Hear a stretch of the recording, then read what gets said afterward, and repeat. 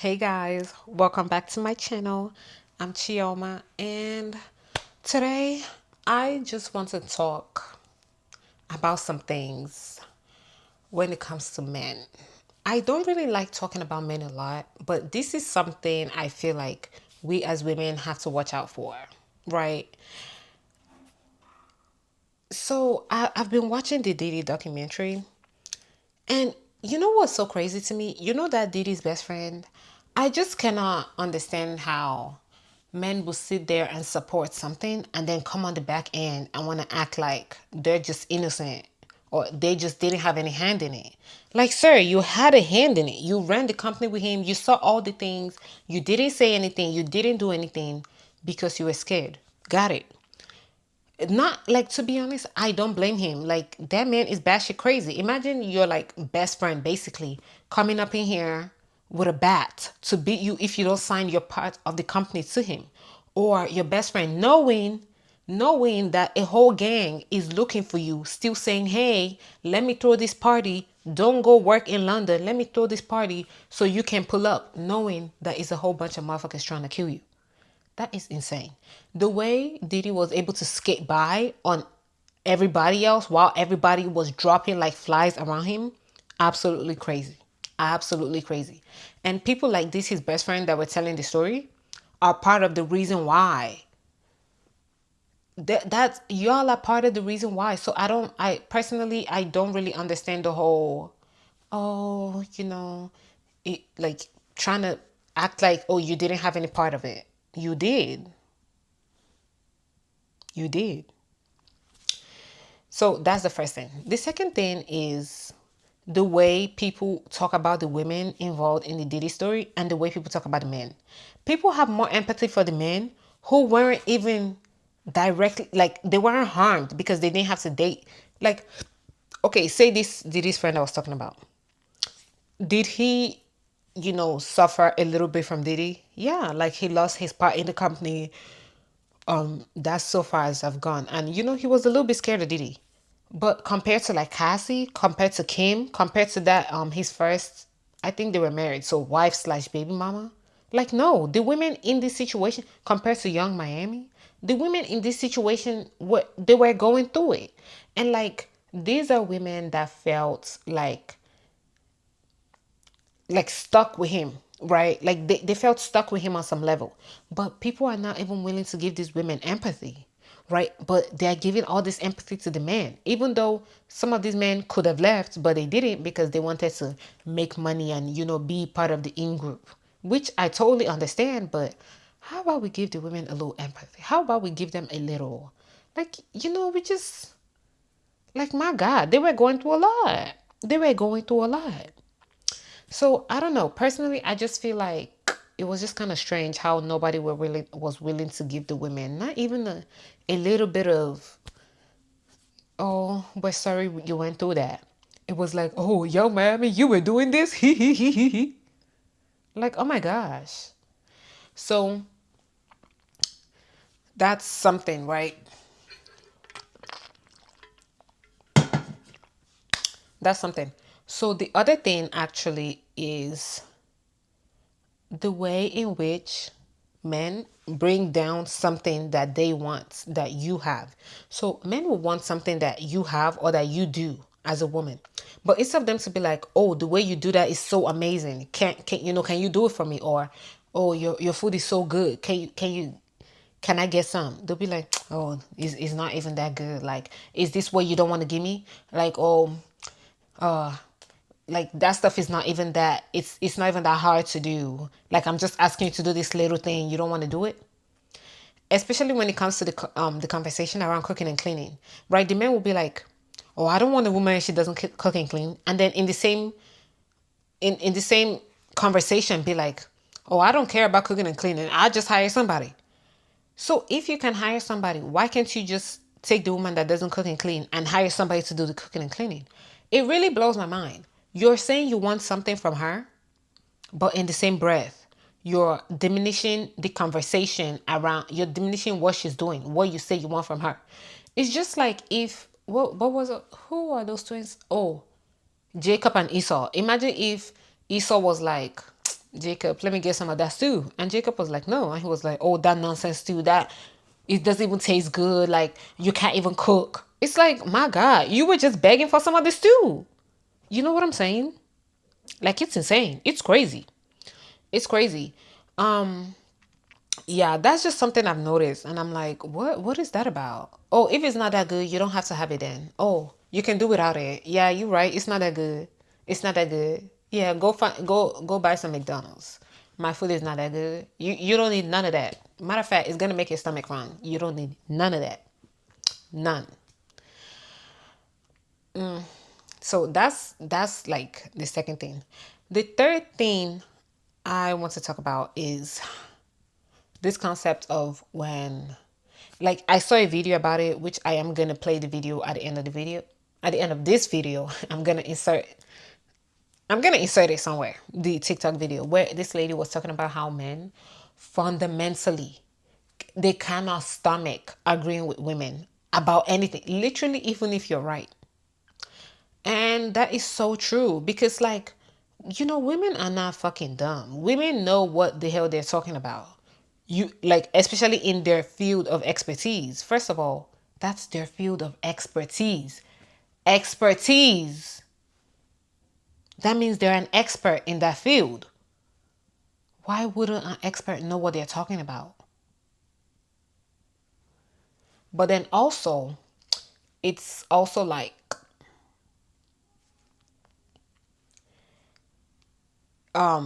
it's almost like they don't even believe that you can be an expert, or they just constantly have to tell you that. It's just like something in their manhood is not, it gets kicked down, like their manhood gets taken away if they agree with what a woman says, right? Like, you could say, oh, it's gonna rain today, and they'll be like, no, it's not. I checked the weather app. It's not gonna rain today. Let's go without an umbrella. It's like, no, it clearly says it's gonna rain today. And it can be like the smallest thing. And they want to argue you down about how to do anything. It's like, even when you're right. It's insane. It's insane work. It's insane work. Like, personally, yeah, I don't know. I just feel like that, to me, it's such a turn off. Like, it's such a turn off to meet somebody that cannot be humble and cannot humble themselves for a minute. Just to have a conversation with you on a human to human basis. Like, you're both human, so why can't you be right? Like, women are not dumb, which is why the whole, oh, I'm just a girl. It kind of annoys me now because at first I thought, oh, it's just cute. Yeah, yeah, girl, me too. I'm just a girl. But the way some people are taking it, it's like they're making dumb decisions and then putting it on being a girl.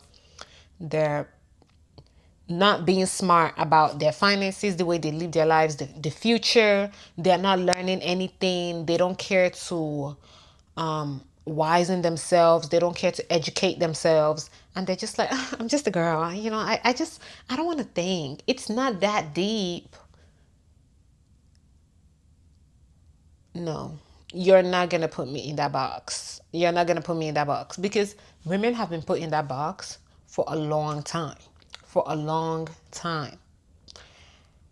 We're making our way out of the box. Why would we want you to drag us back in it?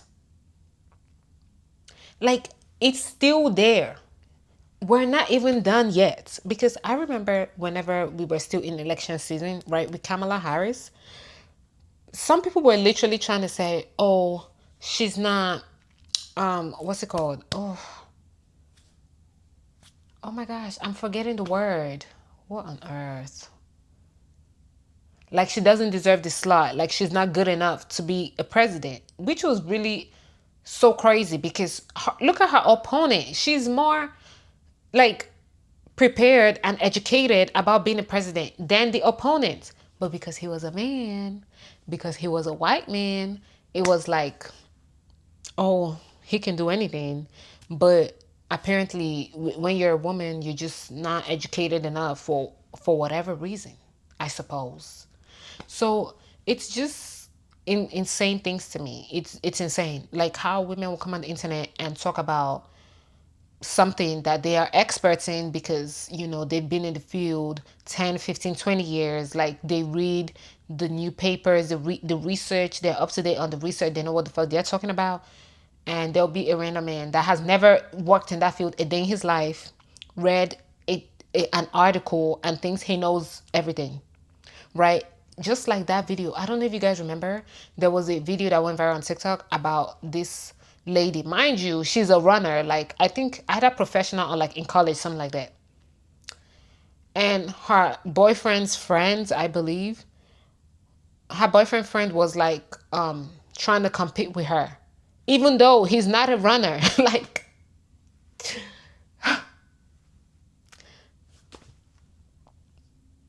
Like, sir, are you okay? Are you okay? Like, you're not a runner. Like, you don't do this. If it's like, oh, he's a runner and he's like challenging her, like, hey, runner versus runner, let's do it. Okay. But a random person versus a professional runner, that's insane. That's insane. And not in a joking way, like dead serious. Are you okay? Like, honest to God, are you okay? I don't think so. I don't think so because that's insane. So, anyway, what else? Oh, I think, yeah, those kind of behavior, it really, really, really, really blows my mind. Because what do you mean? What are you talking about? Yeah, I think that is all I have to say for today. I think there was one other thing, but I kind of forgot. I didn't make any notes. I actually didn't even know what to say. I just, wanted to do my makeup, come on here, chat a little bit. Oh, I remember what it was about. Okay. Like, there's this situation that is going on with the streamers about rape and all that. To be honest, I'm not fully educated on the situation, so I can't come up here and say like whether he did it or not. Like, we're just gonna have to let the courts decide if she decides to take it legal. But here's what I'm gonna say. Do y'all remember the Aziz Ansari story? I feel like people are refusing to listen. Olurinati made a video about the Aziz Ansari story, and I feel like you should absolutely watch that video because she details it a lot more eloquently than I can. But it's basically what I've noticed is when it comes to sex or relationships between men and women, a lot of men tend to operate on a very like manipulative way, right? Like they're very manipulative about it. Instead of them to just come and just tell you straight out exactly what they want, they know that it might not lead to those results. So they go out of their way to like try to manipulate a woman into their bed, which usually works for them and doesn't come with the repercussions. But every once in a while, there will be a woman who is not scared of speaking up, who doesn't feel like she did enough to end up in that situation, right? Because sometimes a lot of women go through this, but they feel like, oh, because I wasn't saying no, no, then like, it was my fault, so they don't speak up. Or they feel like, oh, I kind of played into the flirting a little bit, so it was like my fault. But every once in a while, there'll be a woman who doesn't feel that way, who feels like she should be able to flirt and not. That doesn't mean, hey, we're going to have sex, especially if you didn't say that. And then we fall into this kind of situation where it's like, oh, this situation was so murky because the dude was like playing into it, the woman was playing into it, but then somehow like they end up doing the do. I don't know if YouTube is gonna have any problems with me saying the words, but they end up doing the do, and now the woman is like, I didn't want to, but I felt like I couldn't say no, or I didn't want to and I was saying no, but he was pressuring me into it, or whatever situation. And I feel like it would behoove a lot of men to make sure they're getting consent, especially if you're out here sleeping with people that you don't really know like that, or people where you're not both clear on what is going to happen. It would behoove you to open your mouth and make sure you're getting consent. But the man them don't want to listen. So I guess we'll just continue to be here. I suppose. I suppose. Because what else? What else is gonna happen? Anyway, that's all I wanted to talk about for today. And if there's anything you want me to talk about, let me know. I'm not sure what I'm gonna talk about next. But probably the Diddy documentary. I need to finish it. I haven't yet because I'm just so it's a lot. It's a lot. So yeah, that's all. Bye. Men's minds have been socialized not to agree with women. The first TikTok I made that got a lot of views said, men cannot comment in effusive agreement. Men seem to not know how to comment in effusive agreement, whereas women do effusive agreement all the time, and it's beautiful. It just uplifts everybody. It elevates the dialogue. And it encourages people, and it makes for more good dialogue. Rather than tearing each other down, which stifles dialogue, it constipates it. Then I followed up when I found out, the men who comment on that said, why do they deserve a compliment? Men heard comment with effusive agreement as though agreeing is a compliment. What do we do to deserve a compliment? Men think agreeing is a compliment. Then I made one and it said, I started out with some statement and I was like, wait, trust me, hear me out. And the comment I got was, you expect me to trust you? The man comment. You expect me to trust you? I wasn't saying, trust me, take my word for it. I was literally saying, trust that I have a point to make and follow me. And listen, to my TikTok. Like, pretty much just advertising my TikTok. Not blindly trust me. And then, whoa, I realized that the men's resistance to trusting us is huge, because the other TikTok I made that got a lot of views was men cannot agree with women. Like, they just, and oh my god, thousands and thousands of comments of women going, yeah, I say something, he assumes I'm wrong. Oh, because I said, in an argument, women are usually right.